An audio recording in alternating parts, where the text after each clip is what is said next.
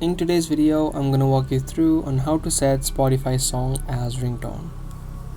For the people who are trying to set Spotify songs as their ringtones whether on iPhone or on iOS, let me tell you that it is not possible through the app of Spotify.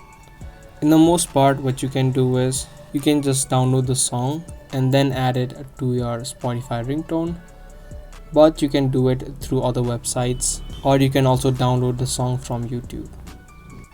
You can search for YouTube video converter, and these websites will help you to convert YouTube videos into songs.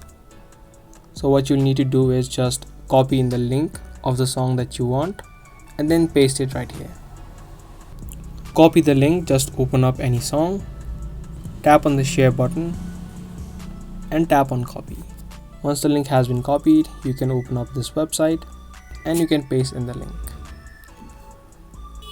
Once you do that, on the bottom you can see there are two options, the video and the audio option. You can tap on the audio option, download this video as a MP3. Once the song has now been downloaded, you can use your music player on the device and then set it as a ringtone. So that's the only way that you can do it. I hope this video was helpful to you. If it was, be sure to subscribe, share and also give this video a thumbs up.